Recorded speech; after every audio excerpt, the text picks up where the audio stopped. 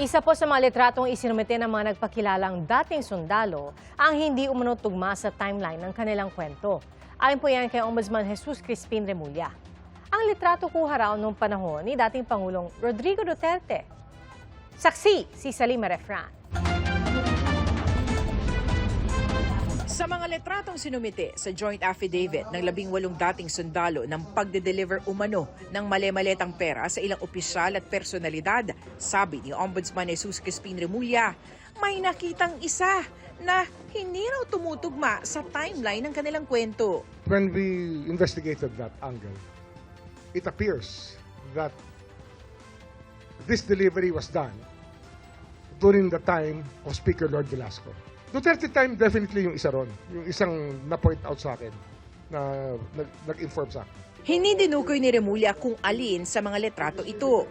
Pero ayon sa kanya, noon pa lang may indikasyon na may tila may pagmamanipula sa kwento. What you see here is really a manipulation of facts to make it appear that that was that.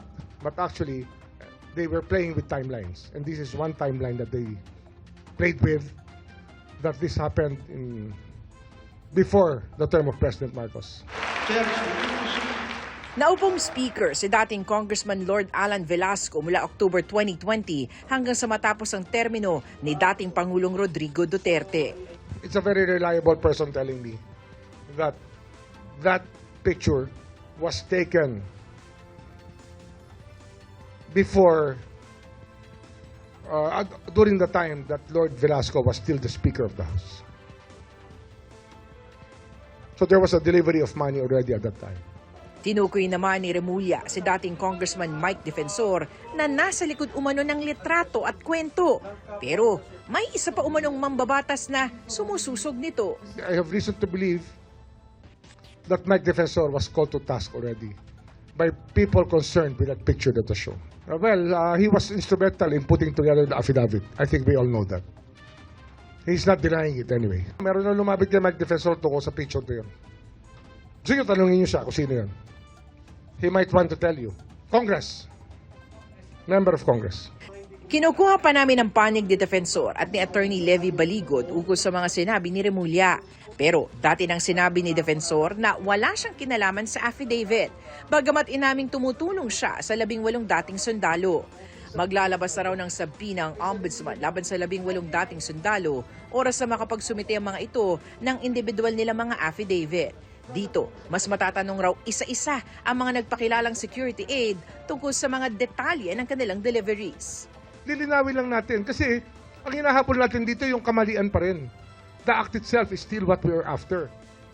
Siyempre, gusto natin malaman talaga kung ano nangyari. Not to find fault on anybody, but to know if somebody can vouch for every action. Kung sino talaga ang pwedeng managot.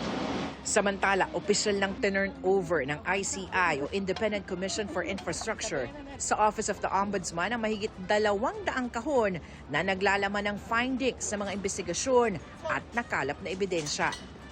Opisyal na tinurn over ang hard drive niyan ni ICI Chairman at retired Justice Andres Reyes Jr. kay Ombudsman Remulla. Sa isang pahayag, sinabi ni Reyes na nakamit na ng ICI ang kanilang mandato at hanggang March 31 na lang ang kanilang operasyon. Para sa GMA Integrated News, Salima Refran, ang inyong saksi. Mga kapuso, maging una sa saksi. Mag-subscribe sa GMA Integrated News sa YouTube para sa iba't ibang balita.